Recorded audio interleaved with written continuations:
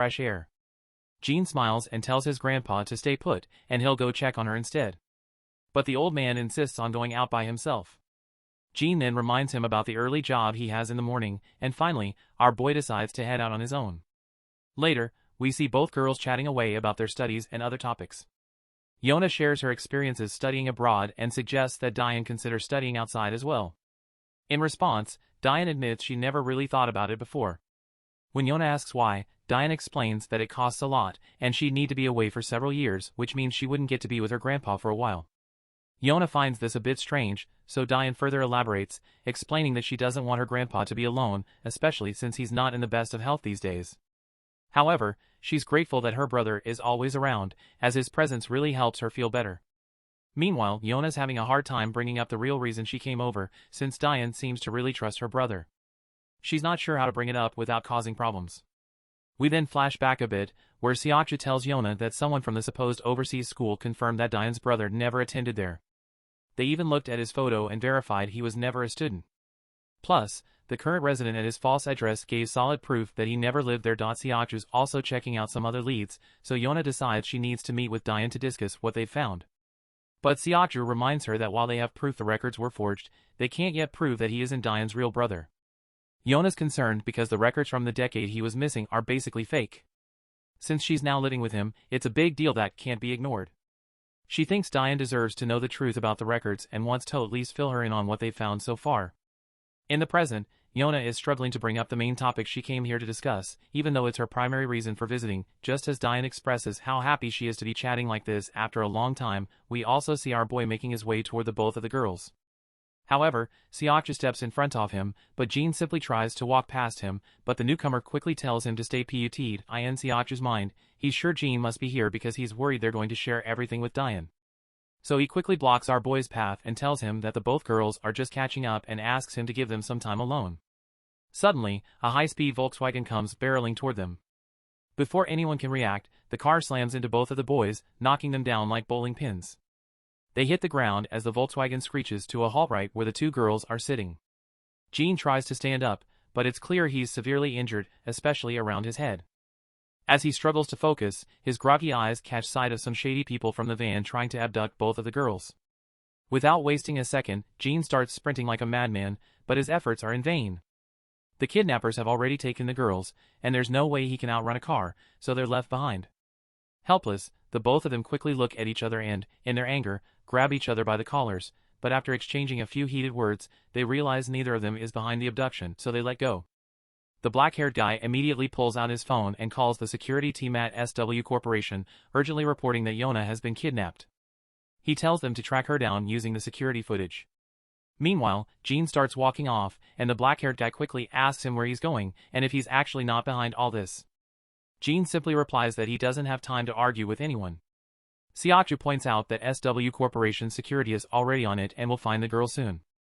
Until then, Jin will need to stick with him so he can confirm his identity. But our boy makes it clear that he's going to find his sister, and if Seokju wants to follow him, he can gladly do so. Seokju starts to get the sense that Jin might not be involved after all. But then our boy suddenly stops and humorously asks Seokju if he brought his car with him. The scene shifts to the bustling heart of the city's entertainment district. Inside one of the pubs, Mr. Cha is sitting back, puffing on a cigarette and enjoying his laid-back time. Just then, his lackey informs him that someone is here to see him. When Mr. Cha turns around, he sees Jin standing there. The scene then shifts to Saw Corporation, where we see a regal-looking lady sitting in her chair. I can tell she's definitely Yona's sister because she looks just as gorgeous with her flowing black hair. Suddenly, an assistant bursts into the room. The woman looks a bit annoyed at this sudden intrusion and wants to know why he didn't bother to ask for permission before barging in. The assistant quickly reports that Yona has been kidnapped. The news surprises the lady, but surprisingly, she doesn't seem too troubled by it. In fact, she starts to smile faintly and seems to think that the rumors must be true after all. Not entirely sure what she's referring to, but let's roll with it. She then asks if their grandfather is still planning to go after the company. The assistant states that he is not sure, so she leans back, hoping that if he continues to pursue them without backing down, Yona will eventually die. It's definitely something she's looking forward to. The scene transitions back to the pub, where we pick up the story with our main character meeting with Cha, and Seokju is also tagging along with him. Sokju already seems Takno about Cha as he recognizes him from their database, and is curious about how our boy knows this gangster. Cha starts by asking what our boy wants. In response, Jin simply says he needs some intel. Cha lights up another cigarette and scoffs, asking why he would bother to help him. Our boy cuts to the chase, revealing that the granddaughter of Saw Corporation has been kidnapped. Well, that is something Cha definitely was not expecting to hear. However, he quickly brushes it off, saying it's not their problem and that they don't deal with such issues because it would be incredibly risky to mess with Saw Corporation. Our boy asks if Cha has any leads to offer, but the mafia boss makes it clear that there's no reason for him to share anything, especially since he's already in a difficult situation thanks to our boy. That's when our boy reveals that his younger sister was also taken along with Saw's granddaughter. Cha finally realizes he's in a tough spot now. As messing with our boy's sister is like messing with John Wick's dog, both are equally dangerous. So he then starts explaining and mentions that some people speaking broken Korean were asking around for untraceable warehouses as well as for burners, cars, and a few extra hands. The offer was tempting, but he turned them down because dealing with this kind of trouble isn't something you can easily wash off. He adds that he's heard another crew took the job and all he knows is they're working out of Incheon. That's all the info he's got. It wouldn't be surprising if Seokju had already figured out who's behind this mess. Meanwhile, our boy starts to walk away after giving a final thanks. But then the mafia boss tosses his phone to our boy and tells him to save his number. Jin cluelessly looks at him, puzzled about why he need his number. The mafia boss gets a bit agitated and clarifies that he'll need it to contact him once he digs into the warehouse for more info. With that, our boy starts entering his digits. He also asks if the bike outside the door belongs to him. Cha knows exactly what our boy is planning to do with it, so he feels hesitant to respond. But eventually, my guy takes the heavy bike, and before leaving, he tells Saik to figure his own way out to get there because he's taking the bike. Seokju questions whether he is going to trust this shady half-baked info and going to chase those kidnappers. Based on that, our boy explains that he doesn't have time to waste because Yona will probably be safe until the kidnappers get what they want, but there's no telling what they might do with Dayan. Seokju gets the logic behind Jin's reasoning and stays quiet, and he can tell that he is a quick and sharp thinker. Seokju then tells him that he's already passed the info to his security team and will follow him in his car. Jin just gives a cold response, saying Seokju can do whatever he wants. With that, he puts on his helmet, revs up the gas pedal, and speeds off through the streets. The scene then switches back to the girls, where we see Dayan waking up with a headache, and as she becomes aware of her surroundings, Yona quickly apologizes, saying it's probably her fault that Dayan got dragged into this. Dayan's mind starts to recall the recent event, and she is shocked to remember that they have been kidnapped, and Yona sadly confirms it, adding that she didn't expect this to happen so soon after returning to Korea. Just then, the kidnappers arrive and Yona coldly asks them why they had been abducted. One of the kidnappers snaps at her to shut up and stay quiet, and it'll be over soon enough. Of course, it does not take her long to realize that these filthy people must be planning to use her as leverage against her grandfather. One of the lackeys then asks the boss what they should do with Dayan, who was kidnapped simply because she was with Yona. Unsurprisingly, the boss decides she is useless to them and orders his lackeys to get rid of her. But Yona immediately speaks up, insisting she won't let them harm Dayan. The boss asks what she can possibly do, and Yona threatens that she'll bite her tongue and bleed to death, making it impossible for them to use her as a bargaining chip. The mafia boss finds it hilarious that she's willing to risk her life for someone she barely knows. He further taunts her, urging her to go ahead and try biting her tongue. Well, the mafia boss should have been more careful with his words because Yona doesn't hesitate and bites her tongue, leaving blood pouring from her mouth. The boss yells in surprise, while the other lackey watches in silence, clearly startled to see her steal like guts. The boss quickly stands up and tells her that her guts have bought her some time. The lackeys ask what the next order is. The boss tells them to get rid of Dayan later and instructs them to stuff her mouth shut so she can't make any noise. The scene then flashes back to our boy and Seokju. It looks like they've arrived at the location Mr. Cha mentioned. Seokju points out that the location seems legit because Seokju security tracked the minivan footage to this area. As our boy starts to move forward, Seokju tells him to stop and wait for backup, since he sent their coordinates to Seokju security and they should arrive soon. But our boy reminds him that Dayan doesn't have much time left, so he got to make it quick. There's no room for argument, so they proceed forward and spot a bunch of goons patrolling the area. Suddenly, our boy leaps over one of the goons, grabs him by the throat and starts choking him out. The lackey eventually loses consciousness and our boy quietly drags him into the shadows, adding him to a pile of other goons he's already taken down. Seokju is also helping out, and he's blown away by Jin's ability to take down opponents silently. He's so impressed that he asks Jin who the heck he is. Jin just casually replies that he's an average student at the same school. The scene shifts to SW Corporation, where we finally meet the big boss, the grandpa of the company. He's getting a report from the black-suited guy about the kidnappers' demands. The guy explains that the kidnappers want SW Corp to cancel their recent contract. If SW Corp doesn't respond within an hour or refuses to comply, they'll kill Miss Yona. The old man asks about the security details, and the black-suited guy says that SW security will reach the location where Yona is being held within 50 minutes. Back at the shady location, we hear two lackeys chatting. They're curious about their client and why they're making them do this kidnapping. One of them says their boss has already made it clear that it's none of their business, and they should just follow orders. Just then, one of the lackeys gets a smack right on the head and crumbles to the ground. He turns around, wincing, to see Jin, who's already taken out the other guy. After they're done with the goons, Jin asks his fellow how many he's knocked out. Shokju says the guy he left behind makes it 5 in total. Jin then does a quick mental tally, and realizes they've taken down 14 guys, meaning the enemy have got plenty of muscle and resources. Shokju is blown away that Jin managed to take down 9 guys while he struggled with just 5. Finally, Jin asks the blackhead who was pulling the strings. The guy lets out a heavy sigh and says they don't really know. Apparently, these kinds of incidents pop up now and then. This kind of thing also happened when they were in America. He never thought it would happen again so soon after coming back to Korea, and feels like he should have been more on the ball. Jin points out that the real mastermind must be with Jonah right now, so he decides to push deeper into the location. Before he moves on, Jin asks Shokju if he'll be okay. Shokju looks puzzled and asks, "Okay, about what?" Jin explains that he was pretty banged up when that van ran over him. The blackhead just shrugs it off, saying our boy should focus on his own injured leg instead. Suddenly, someone starts shouting, asking where all the lookouts went. Another one jokes that maybe everyone went to take a dump, but then another questions why they'd all need to take a dump together. As they walk forward, they finally spot their guys lying unconscious. Before the confused goons can figure out what's happening, Jin delivers a brutal knee smash to one's face. Jin then turns to the thin, mustached goon, grabs his hand, and delivers a savage kick to his leg, followed by a brutal smack to his head. With that, both goons are out cold. Jin decides to split up, but before they part ways, Shokju calls out to him. When our boy turns around, Shokju says that once they're out of this mess, he owes Jin an official apology. Back with the boss, he's hearing the commotion outside and tells his lackeys to check it out. We see our ladies with their faces covered in clothes to keep them from screaming. As Jin walks down, he runs into the lackeys. The guy in the mask points out that he has seen Shokju in pictures, so he can confirm that this brat definitely is not him. He then questions our boy how he came inside. Jin stays silent in response, and he quickly figures out these are the guys behind the kidnapping. Meanwhile, the masked guy orders his lackeys to just get rid of this brat. Just before we see Jin take out the goons, the scene cuts to Shokju, who's hiding in the storeroom, looking around cautiously. There, he finds both ladies tied up, and thankfully, no one else is around, so he figures they must all be out looking for Jin. He sneaks over to the girls, quickly pulls the mask off Jonah's face, and she asks if the security team has arrived. Shokju tells her they're on their way. Jonah is shocked to hear this, and asks Sho he found them out here. That's when the mafia boss chimes in, and he is thoroughly pleased to hear that the security team won't be arriving anytime soon.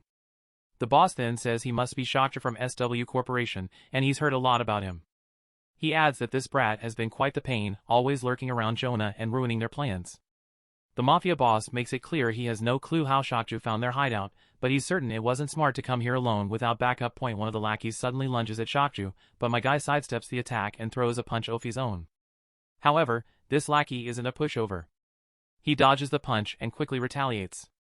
Shokju realizes this guy is tougher than the goons they took down outside, and he's having a hard time keeping up.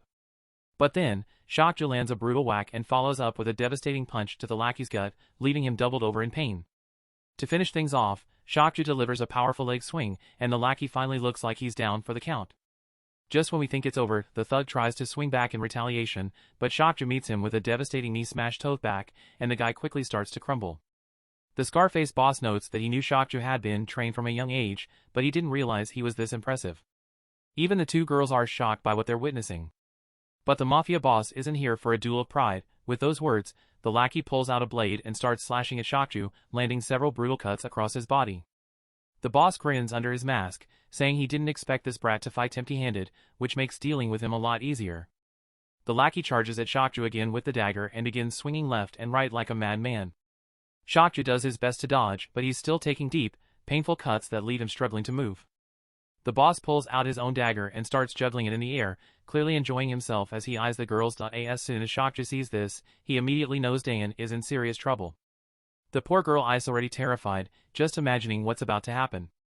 Before Shokju can react, the bastard throws his dagger straight at her, aiming to end her life.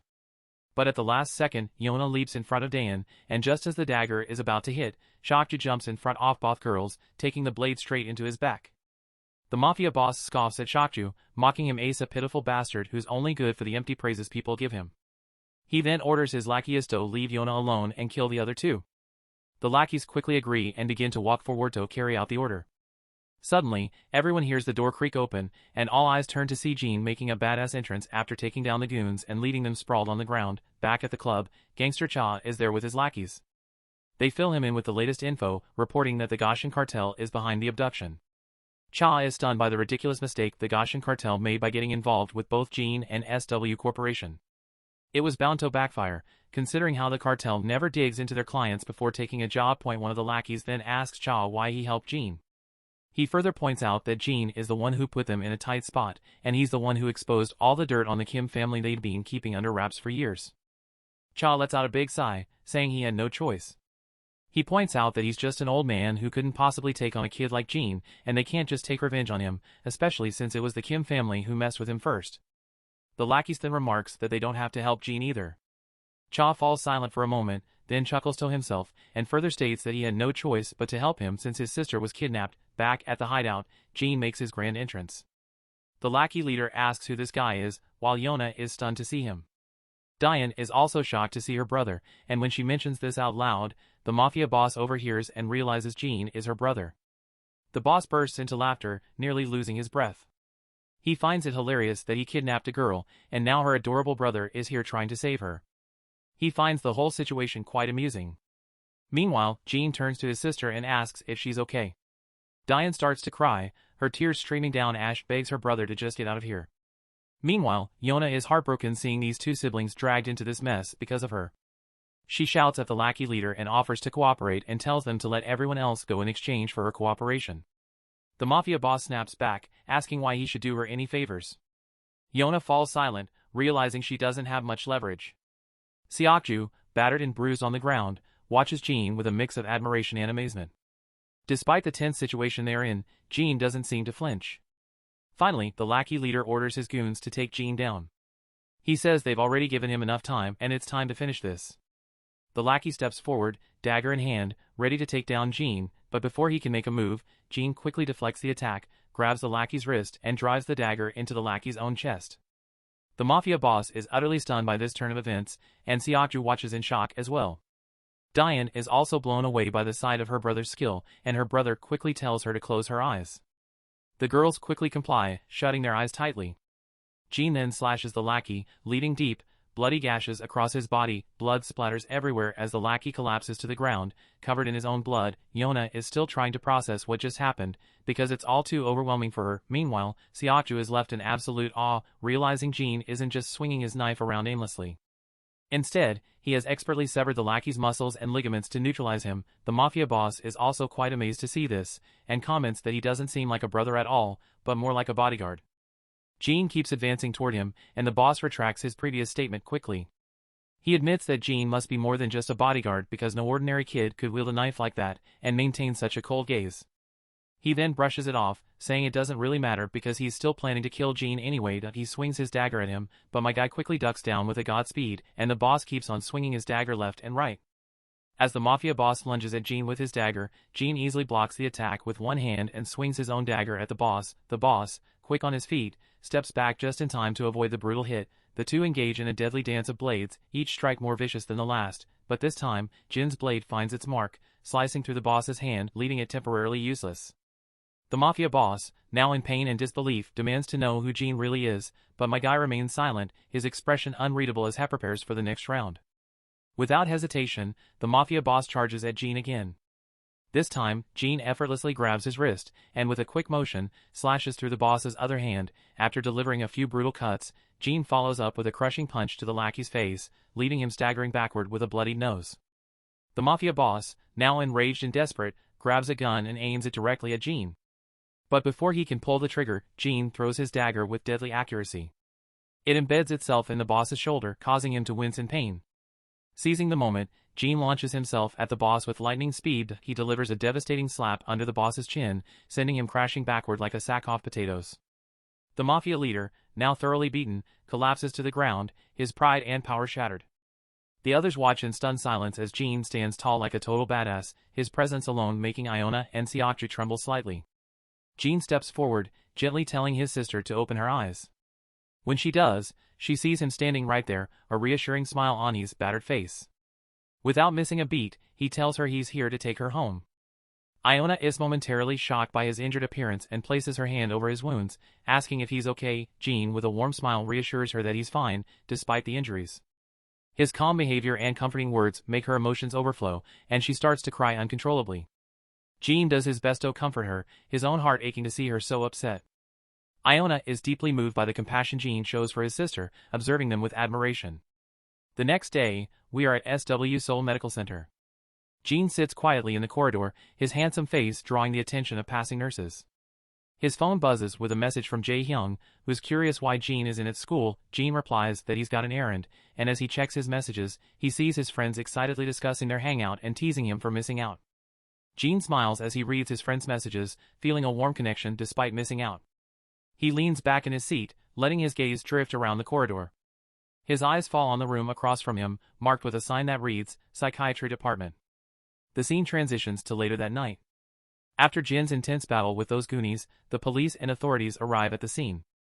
They round up all the criminals present, and doctors begin tending to Jin's sister. Iona approaches Jin and tells him that he should take his sister to the hospital, and promises to take care of the bill. Jin looks puzzled and asks why, given that his sister seems to be unharmed. Iona explains that even though Diane doesn't appear injured at the moment, she may have sustained unseen injuries. The trauma of the situation is significant, and she emphasizes that it's crucial to ensure Diane gets thorough medical attention. She also mentions that she recently discovered Jisoo and Huijin Kim had been harassing Diane. And while she's relieved they've been penalized, the resolution for the victims is still incomplete. She further explains that speaking with a counselor could be beneficial for Diane after the traumatic experience. This is why we are waiting outside a psychiatrist's office rather than an emergency ward. As Diane exits the room, she approaches Jin and asks if he's been waiting long. Jin reassures her that he just came here a few minutes ago. He then inquires about what the doctor said. In response, she explains that there's nothing serious to worry about. She will need to 10 sessions once a week for a while. But overall, she's fine. Jin also shares that his own injuries are minor, just a few light bruises. The girl also let out a sigh of relief.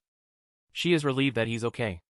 Jin's mind drifts back to how she was so emotional after being bullied. A tough reminder of everything she went through. She calls out to him, and he flashes her a smile asking what's up. She just smiles back and says she forgot for a moment what she was going to ask, but inside her head, we can tell she's hesitant to bring up her question. The scene shifts back to earlier when the doctor was checking on her well-being. In the background, she overhears Saldir's talking, completely amazed that a kid took down most of the kidnappers on his OW and it just doesn't make sense to them. At that moment, Diane is just as stunned by what the soldiers are saying. She's curious about how Jin can fight so well and what his life was like before coming back to Korea. But she can't make herself ask her any of these questions. As they walk down the corridor, they run into Yona. The moment Diane spots her, she lights up with happiness. Upon seeing each other, Yona quickly asks her about how the therapy went. Diane says it went well and mentions she heard Yona covered the bill for her treatment. So she tells her she really didn't have to do that. Yona weighs it off, saying it's no big deal and reminds her friend that she's the one who got her into this mess. She then apologizes to her sincerely. Diane laughs it off, saying she's already apologized plenty. Besides, Yona herself was a victim too.